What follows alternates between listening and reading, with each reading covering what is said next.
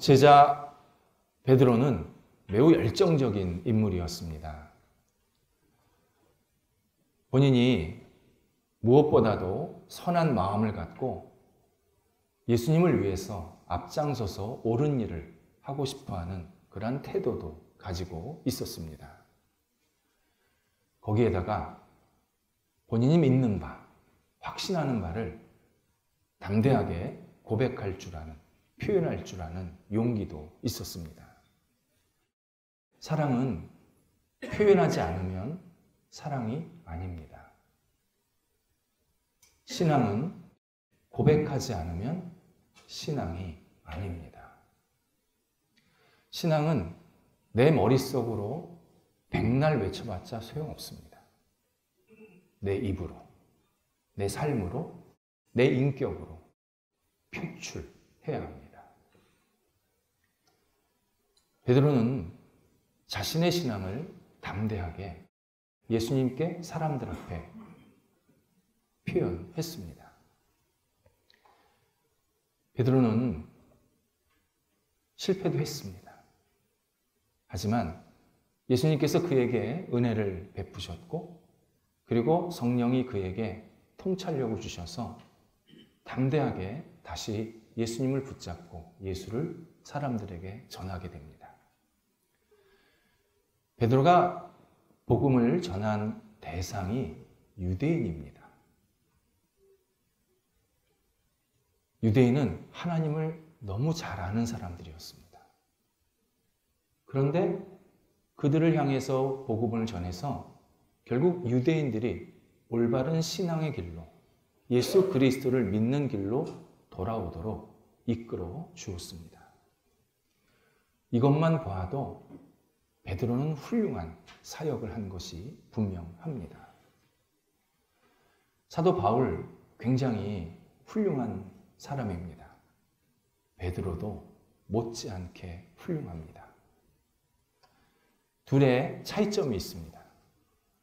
바울은 가문이 좋았고 배움이 있었습니다. 베드로는 어부 출신의 배움이 없었습니다. 하나님은 하나님의 영광을 위해서 다양한 사람을 쓰실 수 있다. 당연히 쓰신다. 이러한 기대감을 우리는 가져야 합니다. 나는 무엇도 못하고 나는 무엇도 못하고. 아닙니다. 그건 내 생각이고, 하나님께서는 당신의 영광을 위해서 다양한 사람들을 활용해서 하나님의 뜻을 계속 이루어 가십니다. 베드로가 우리 후배들에게, 인류에게 아주 멋진 신앙 유산을 남겨주었습니다. 그것은 다름 아닌 베드로의 신앙 고백을 통해서 우리가 예수님이 누구신지, 그리고 예수님을 어떻게 믿고 따라야 되는지를 잘 알게 되었습니다. 첫 번째, 베드로의 위대한 신앙 고백은 마태복음 16장 16절입니다. 주는 그리스도시요 살아계신 하나님의 아들이십니다. 제자들이 여러 사람들이 예수님을 따라다녔지만 막상 예수님이 누구인지를 잘 몰랐습니다.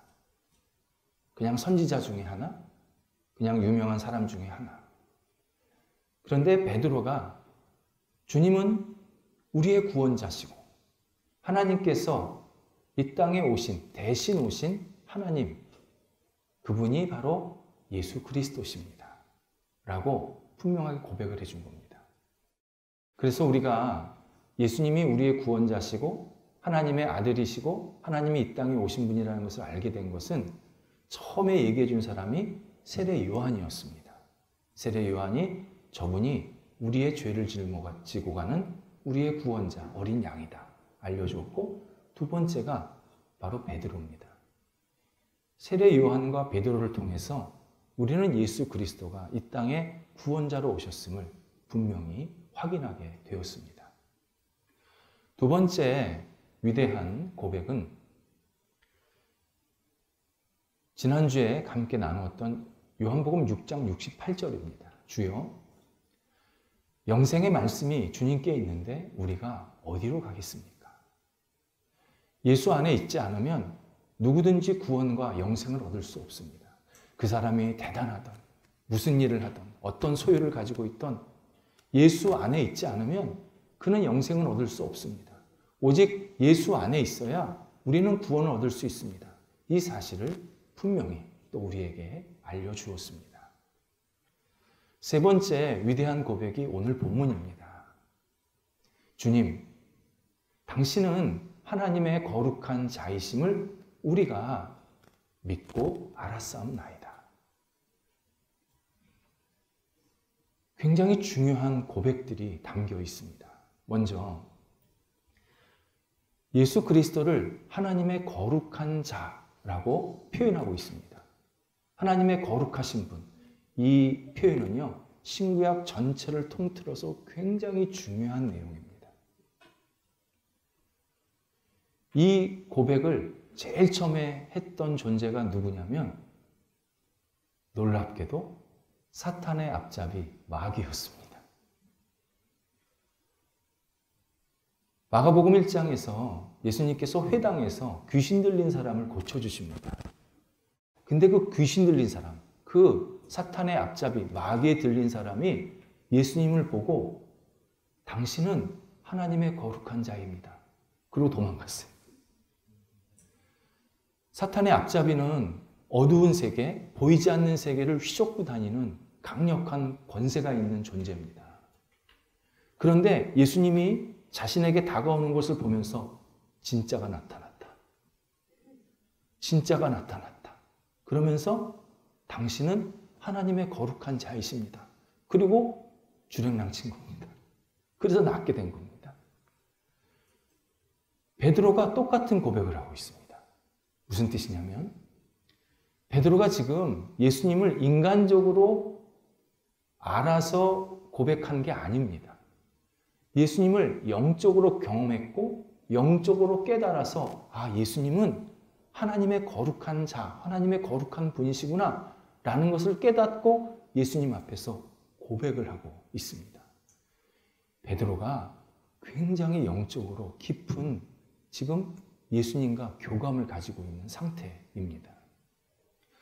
보통 성경에서는요, 이스라엘의 거룩한 자라는 표현이 훨씬 많이 나옵니다. 예언자들이 이 땅에 구원자가 오시는데 그분을 향해서 이스라엘의 거룩한 자가 이 땅에 오실 것이다. 계속 예고를 해 주었습니다.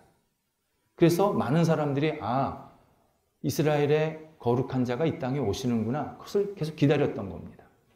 이스라엘의 거룩한 자라는 뜻은요, 이스라엘을 거룩하게 하는 분이란 뜻입니다.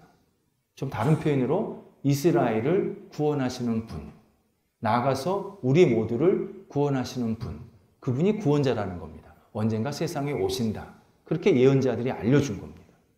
그런데 베드로가 고백한 이스라엘의 거룩한 자를 넘어서 하나님의 거룩한 자라는 것은 훨씬 깊고 넓은 굉장히 중요한 표현입니다.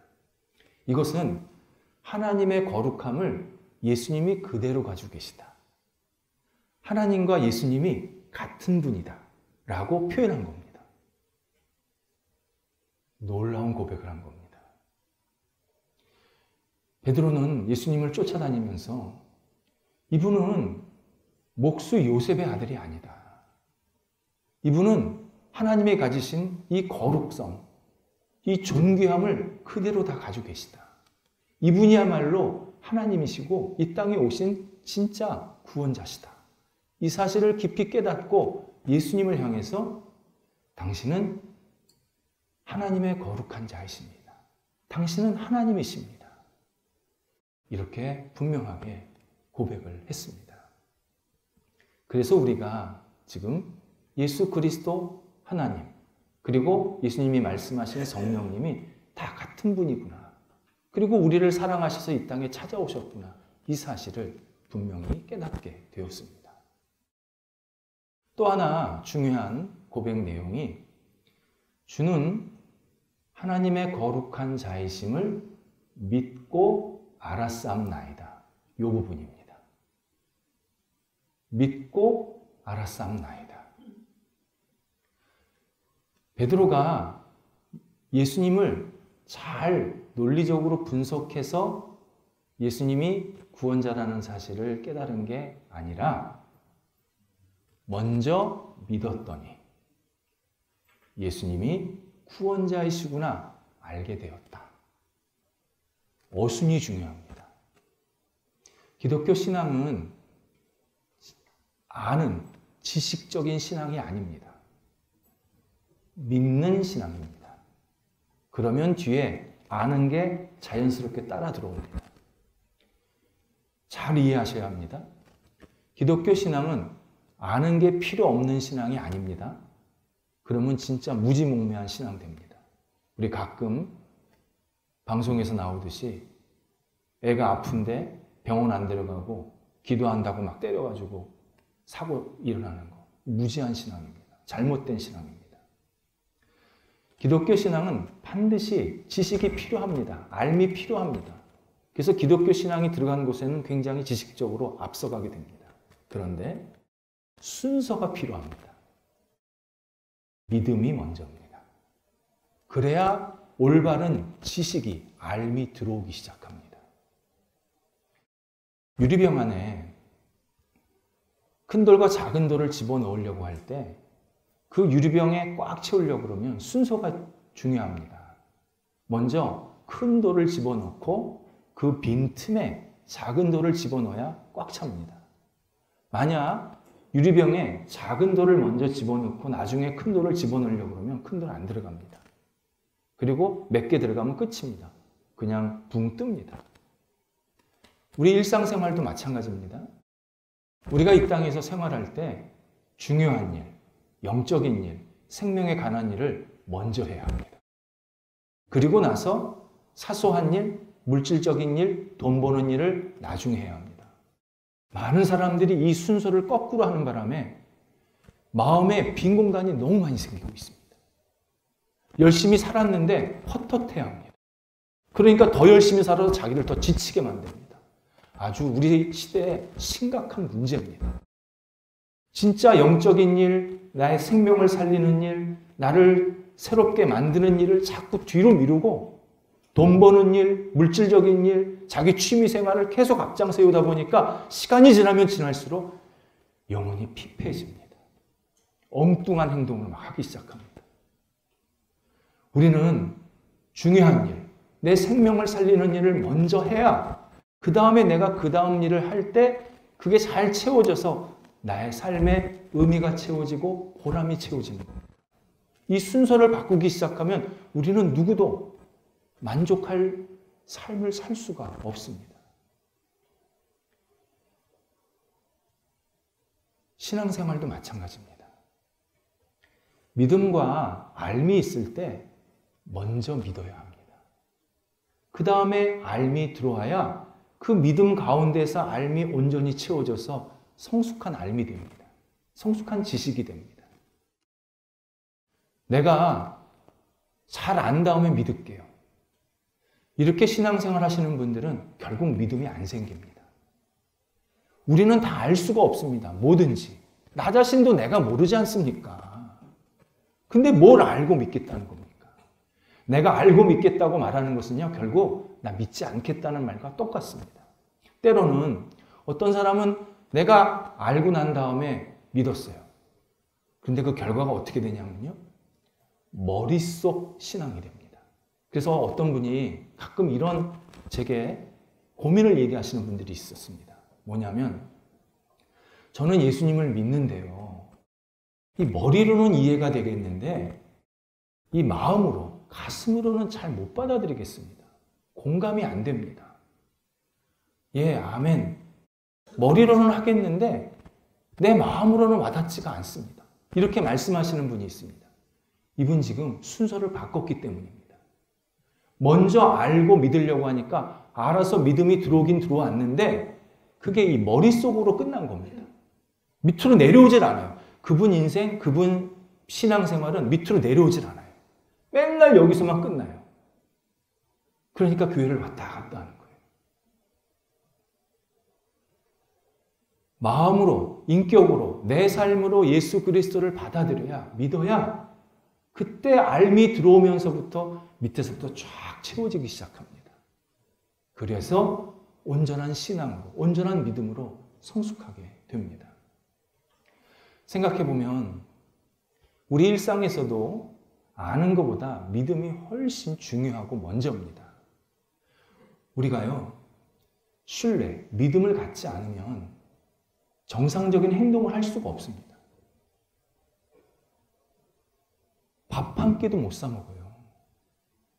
계약하는 것, 물건 사는 것, 서로 자그마한 약속하는 것, 운전하는 것. 다 신뢰가 밑바탕이 되어야 뭐든지 할 수 있는 겁니다. 만약 내가 믿지 않으면요, 나 집에서 혼자 그냥 독고 생활해야 합니다. 자급자족해야 합니다. 근데 이 사람들은 또 자급자족도 못해요. 물이 끊어지면 어떡하지? 전기가 끊어지면 어떡하지? 집이 무너지면 어떡하지? 신뢰가 안 쌓이면요, 신뢰를 하지 않으면 우리는 절대 일반적인 정상적인 생활을 할 수가 없습니다. 그 다음에 알아가는 겁니다. 우리 문명의 이기들도요, 다 믿음 위에 생긴 결과물들입니다. 다른 거 다 둘째치고 과학 분야만 해도요, 사람들은 과학 그러면 굉장히 이성적이고 그리고 의심이 많은 학문이라고 생각하는데 반대였습니다. 과학 분야도 믿음이 근거된 학문이었습니다. 과학자가 어떤 것을 이론을 세운다든지 어떤 결과물을 만들 때 가설을 먼저 세웁니다. 가설. 아무도 모르는 겁니다. 그게 진짜인지 가짜인지 모르는 겁니다. 그냥 세워놓는 겁니다. 근데 과학자는 그 가설이 진짜일 거다 믿음으로 세운다는 겁니다. 그리고 나서 세운 가설을 하나씩 하나씩 증명해 나갑니다. 증명이 맞아 들어가면 자기가 세운 가설이 옳다 그래서 발표하고, 만약에 증명이 잘 안 맞아 들어간다 그러면 내 가설은 틀렸습니다. 수정하겠습니다. 그리고 다시 가설을 세운다는 거죠. 그래서 어느 경우든 가설이 틀렸던 맞았던 관계없이 그 결과로 좋은 결실들, 열매들이 계속 맺히게 됩니다. 이걸 우리에게 알려준 사람이 유명한 과학 철학자 토마스 쿤입니다. 몰랐어요, 우리가 그동안. 근데 이분이 과학자로서 정확하게 찝은 겁니다. 우리 다 믿음으로 과학하는 거 아니냐. 왜 믿음 없이 과학한다 그러면 믿음 없이 과학하는 게 옳다 그러느냐. 믿음을 가져야 과학이 일어나는 거 아니냐. 분명히 강조했고, 지금 과학사는요, 토마스 쿤 전후로 나누는 겁니다. 정설이 됐습니다. 실제로 그게 맞습니다. 하나님께서 우리 일생을 살게 하시면서 하나님과 나와의 관계, 인간과 인간과의 관계의 아주 핵심, 친밀한 관계의 핵심 그 도구로 믿음을 사용하셨다는 것은 굉장히 중요합니다. 우리는 사람을 먼저 신뢰하는 가운데에서 더 관계가 깊어질 수 있습니다. 나는 이 사람 알 때까지 절대 신뢰하지 않을 거야. 그 사람은요, 평생 친구 없습니다. 한번 생각해 보세요. 내가 먼저 신뢰를 주고 시간이 지나면서 더 알아가면서 더 깊어지게 됩니다. 모든 관계가 그렇습니다. 그래서 사람은 상대방에 대한 신뢰나 책임감을 늘 소중히 여겨야 합니다. 내가 상대방과 약속을 했으면 크게 작은 약속이라도 지켜야 합니다. 내가 상대방과 어떠한 자그마한 책임을 지겠다라고 서로에게 이야기를 했다 그러면 그게 아무리 사소한 것일지라도 책임을 져줘야 합니다. 그래야 그 사람 주변에 좋은 친구들, 좋은 신뢰 관계가 계속 쌓이기 시작합니다. 그리고 나서 점점 알면서 더 깊게 관계가 형성이 됩니다. 하나님과 우리와의 관계도 마찬가지입니다. 먼저 하나님께서는 우리를 당신을 믿으라고 요청하십니다. 믿지 않으면 너는 절대 나를 알 수 없다. 네가 나를 믿지 않으면 너는 영영 나랑 동떨어진 존재가 된다. 계속 우리에게 경고하십니다. 예를 들어서 히브리서 11장은 역사에서 유명한 믿음으로 살았던 사람들을 소개해주는 내용입니다. 이 사람이 어떤 믿음을 가졌고 어떻게 행동했고 믿음의 행동입니다. 그리고 그것을 하나님께서 어떻게 받으셨고 영광을 거두셨고 어떻게 칭찬하셨고 이러한 내용들이 쭉 소개되어 있습니다. 그런데 히브리서 11장 3절에서 사람들의 이 믿음을 소개하기 전에 공통점이 있다. 그렇게 서두를 먼저 깔고 이야기를 해주십니다. 이렇게 말씀하십니다. 믿음으로 하나님께서 말씀으로 세상을 창조하셨음을 우리가 알았노니. 신앙의 선조들이 하나님을 연구하고 관찰해서 하나님이 세상을 창조하셨구나, 세상의 주인이시구나 라고 받아들인 게 아니라 믿음으로 먼저 하나님을 믿었더니 하나님께서 세상의 주인이시구나, 하나님이 우리를 구원하실 구원자고 세상을 창조하신 창조주구나 깨닫게 만들었다는 겁니다. 믿었더니 하나님이 깨닫게 만드셨다는 겁니다. 그 깨달음이 올바랐다는 겁니다. 내가 지식적으로 하나님을 알려고 그러면 올바르지 않은 지식을 가지고 하나님을 왜곡하고 오해합니다.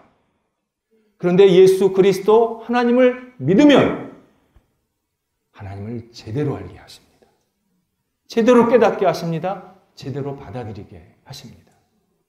그래서 하나님께서는 믿음을 굉장히 강조하십니다. 그렇다면 왜 하나님의 믿음을 강조하실까? 그 이유가 있습니다.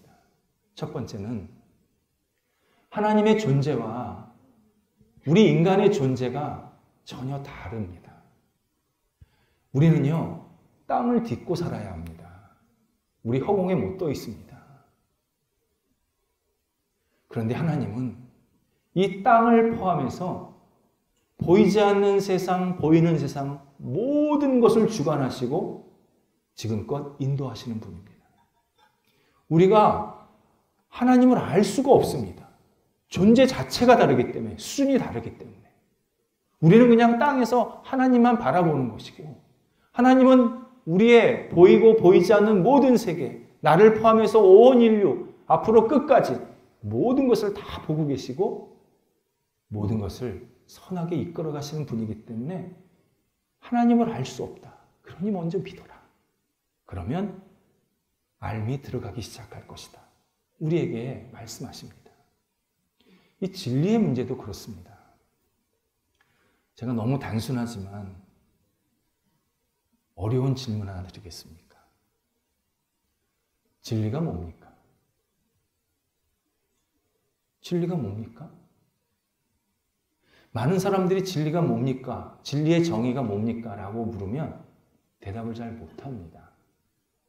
주로 대답이 어떤 대답이 나오냐면 유명한 사람이 말한 거 아닌가요?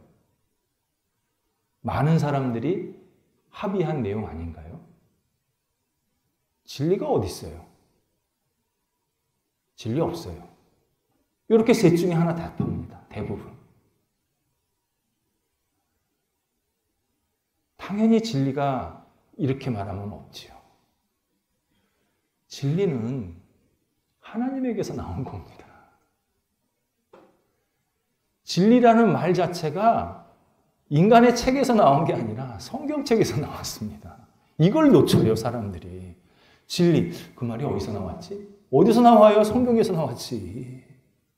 성경에서 하나님의 말씀, 하나님의 생각, 하나님의 뜻, 하나님의 행동 등 하나님에게서 나오는 모든 것들은 진리다. 그렇게 분명히 이야기해 주신 겁니다. 우리는 그 진리를 받아서 우리 형편에 잘 적용하고 해석해서 사는 것 뿐입니다. 진리는 변하지 않는다라는 특성이 있습니다. 이게 성경에서 알려주시는 진리의 규정입니다. 그래서 진리를 표현할 때 성경 언어로도 아주 이걸 분명하게 표현하고 있습니다. 예를 들어서 구약 성경이 이스라엘 말로 되어 있습니다. 고대 이스라엘 말, 보통 히브리어라고 얘기하는 겁니다. 지금도 이스라엘 사람들이 언어를 씁니다. 근데 구약 성경에서 진리를 뭐라고 이제 단어로 나오냐면 에메트라고 합니다. 구약 성경 언어인 이스라엘 말에 그 알파벳이 있지 않습니까? 우리나라 기역, 니은, 디귿 이런 것처럼 영어의 ABC. 이스라엘 말의 첫 번째 단어가 A입니다. A. 그러니까 쉼표 A인데 좀 어렵지만 어쨌든 A. 중간에 있는 단어가 M입니다. M. 맨 끝에 단어가 T입니다. AMT. 여기에 모음만 붙인 겁니다. 에메트. 그게 진리입니다. 성경에서 진리는요, 변하지 않는다는 거예요. 처음, 중간, 끝 다 똑같습니다. 그런데 인간의 생각, 말은 다 변합니다. 중간에 막 섞이고요, 엉망이 되고 변질이 됩니다. 인간이 하는 일이 그렇습니다. 그래서 옛날에 맞았던 게 지금 틀리고, 옛날에 틀렸던 게 지금 맞고, 어릴 때 생각했던 것과 나이 들어서 생각이 다르고, 20대 행동과 70대 행동이 다르고, 사람은 계속 바뀌어요. 그게 우리의 본질이에요. 그런데 하나님은 바뀌지가 않으십니다.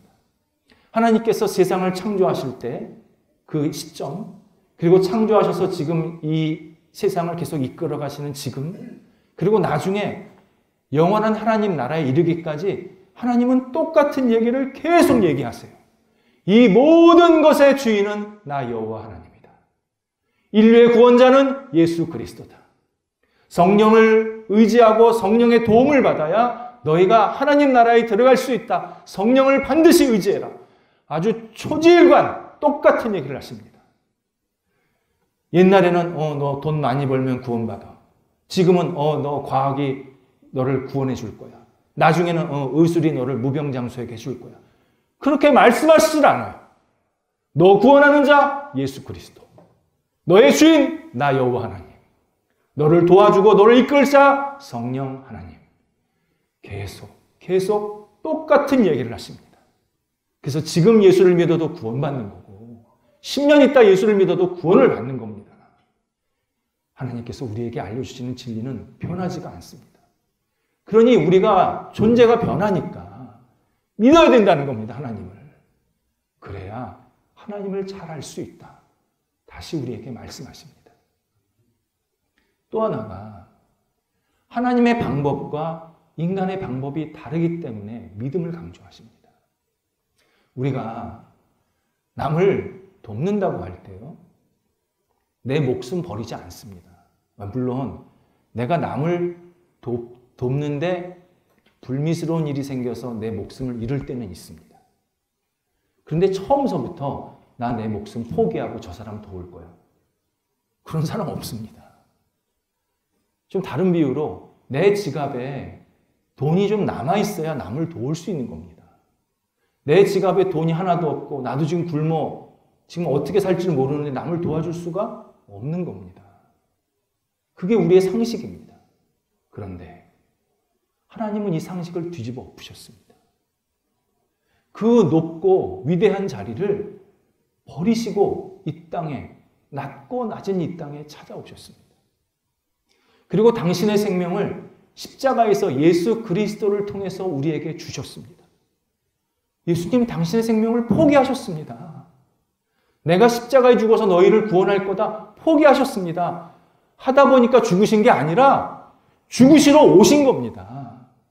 십자가에서 우리를 위해서 죽기 위해서 그 높은 위대한 자리를 버리시고 이 땅에 내려오신 겁니다. 그러니까 인간의 방법이 아닌 겁니다. 그래서 인간들이 이 방법을 어리둥절하게 못 받아들이고 있습니다. 아니 누가 그래요? 근데 하나님이 그러신 겁니다. 거기에 예수님께서 죽은 대상이 잘난 사람, 의로운 사람, 훌륭한 사람이면 그것도 모르겠는데 죄인입니다.